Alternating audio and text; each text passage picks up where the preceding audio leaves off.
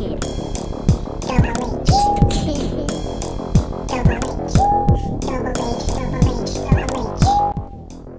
be real. I've got to be real. I think that, it's very important to be transparent on this football hut and tell you what Half Hope is about. I started the football hut based on my passion for football. I did not start this thing thinking that I'd make any money. Hand on heart, 100%. When I started this, I was going through some issues with my passport and I was in and out of jobs. So my main thing was, okay, let me just get a job and so forth. And this is because I've always tried to do creative things, whether it's been acting, making films, making a comic book. I've always tried to do like a movie channel. I've always tried to, I needed a creative outlet while I do my 9 to 5. So when I had my focus was on the 9 to 5. So this is where I'm not doing this for money or for hate or stuff. No, I'm doing this because I love football and I want an outlet to talk about football and I want to create a football channel because I always want to do something creative. So with that, I have agendas, narratives, things that I want to happen and things I don't want to happen. It is what it is. That's just how I am. And I don't want Pep Guardiola to win the Champions League. Now, some people say you shouldn't really want that you're supposed to be a football analyst, you're supposed to be an objective analyst and so forth. And I still am, and I strive to be, because there's always going to be a footballing truth. I'll always say that Pep Guardiola is one of the best coaches we've ever seen. I'll always say that the imprint he's had on the game has been phenomenal and quite outstanding. So that is my football analyst mind speaking in a sense of, this guy is an absolute genius in the terms of how well he's been able to coach a team and make a team play in a very specific way that leads to them winning. But I think Pep is arrogant. I'm not a fan of his style of football. And him winning this Champions League is going to have serious repercussions. Because if Pep Guardiola wins this Champions League, I don't want to hear about Alex Ferguson. I don't want to hear the name Alex Ferguson. Don't you mention that freaking name, Alex Ferguson. Don't you dare. Don't you dare. Don't open your mouth and mention Alex Ferguson. I don't care about how many Premier Leagues he's won. If Pep wins this, I don't want to hear about Ferguson's name in the same breath as Pep Guardiola. I don't. If he wins, Zidane has 3. Mourinho has 2. Ancelotti has 3. This is the Champions League era. And I believe Heynckes has 2, I believe. Yes. Should be probably be 3, but it is what it is. So him winning, we're going to have to have a conversation about Mourinho. And I am a devout, total, passionate defender of Mourinho. Mourinho is my idol. Mourinho is one of the best things that has ever happened for football. So my love for Mourinho runs very, very deep. It runs very deep. And I never want to ever put Pep over Mourinho. Never. I told you, this channel began with the Pep Mourinho. One of the first big videos of this channel before I had a video camera, that was just only done through audio, was the 2010 second leg semi Inter versus Barcelona. Tell me, that is one of the most satisfying games I've ever watched in my life, personally speaking, based on how they're trying to cheat Inter and Mourinho out of that victory, and then they couldn't. They couldn't. So Pep winning, it's going to be a difficult stream. It will be very difficult.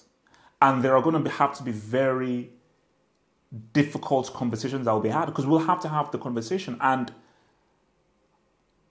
I tell you, I don't think I'll be prepared for that conversation, because right now, I told you, Juventus against Real Madrid. See, when I was doing this stuff, I didn't think I'd make any money.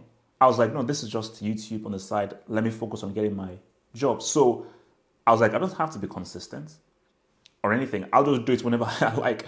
So because I wanted Juventus to win and I didn't want Cristiano to win, after the Real Juve thing, I was like, no, screw it. I'm not going to do a post-match thing, which is very unprofessional. But I was like, no, because I'm angry, I'm pissed off, why am I going to film something, me being angry and pissed off? No, I'm angry and I'm pissed off, so I'm not in the mood. So that was the thing, you know. But I was basically, the YouTube things that, no, you have to go, if you're passionate and you're really angry, you have to go there when you're really passionate, really angry, and then that will really show your stuff. I'm like, okay, but what if you're actually really angry? What if you are actually... Because there are times when I've been angry, like whenever Chelsea have lost, or this player's lost, or PSG messed up, and I still go there. But the times when I know where I'm not, because where I really wanted this, because I really wanted Juventus to win, and I really didn't want Cristiano to win. I really didn't want him to win. So I put so much into that game, and I was so sure that Juventus would win because nobody had defended their title. That when it's happened that way, I was like, yeah, this is hard. This is hard.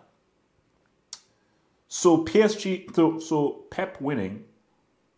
See, Pep winning will be bad because I may have to, and bro, I'm going to discredit him.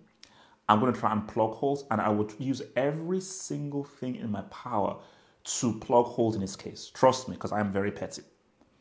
But it will be hard. I will try. Guys, trust me, I will try. But it'll be hard. Because I may have to put him above my boy, which I refuse to do. And I still probably won't.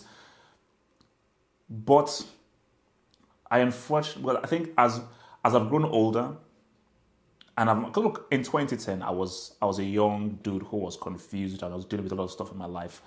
I'm older. I'm 10 years older. I've grown a lot more mature. And in my more mature age, I still have the pettiness. I still have a bit of that immaturity in me. And that will always be within me. That chip on the shoulder that will always remain. But I have matured. I've grown older. So I'll have to be like, okay, I have to really give Pep his due. And then we're going to have to talk about Mourinho. And I may have to, and I may face the daunting task of putting him above Mourinho, which would be one of the most difficult things I've ever had to do on this channel. Because I've always held on to the fact that Messi gave you life. Mourinho has a Champions League with two different teams. And he never had Messi. So I've always used that stick to beat of Pepe that no. Messi, one of the most talented players of all time, gave you life. So if it does without Messi, it becomes difficult. But guys, this is my nightmare scenario, and this is why I'm now scared. This is why I'm frightened. So let you in on this, guys. What if Chelsea make the final? So Chelsea are actually in the final. You're like, what? They're actually back. They're actually in the final now. And what if they're facing Man City?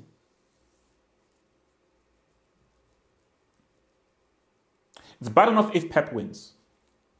If Pep is the guy that denies Chelsea the Champions League win,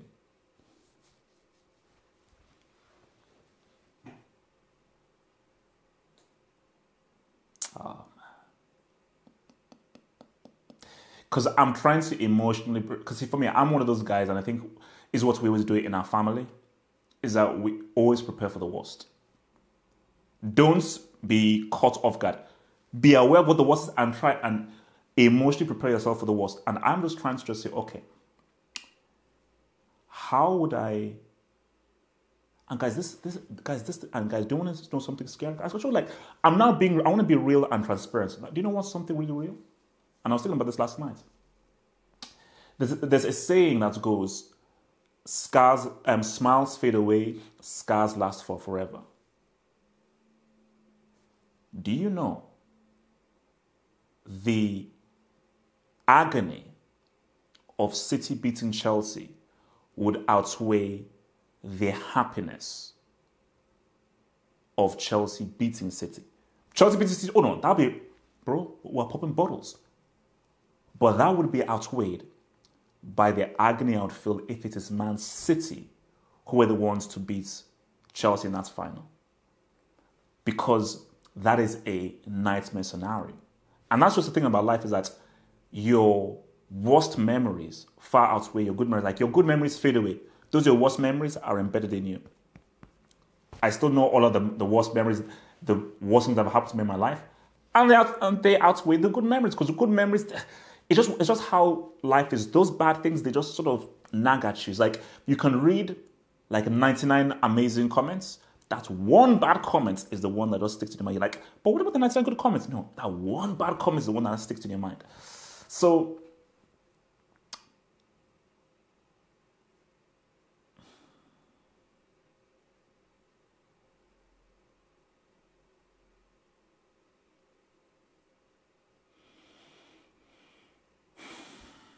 but as I said again, look, I know I have a duty.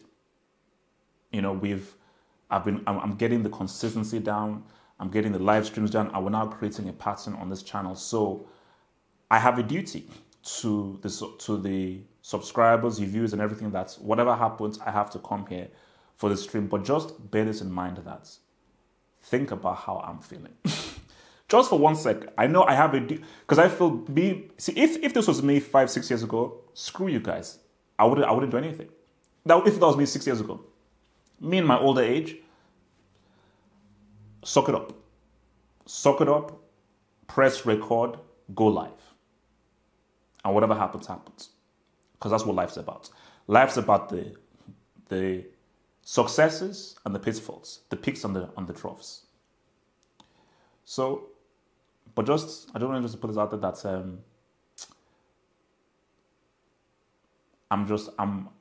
I'm fearful of the worst, and I'm just trying to emotionally prepare myself for the worst.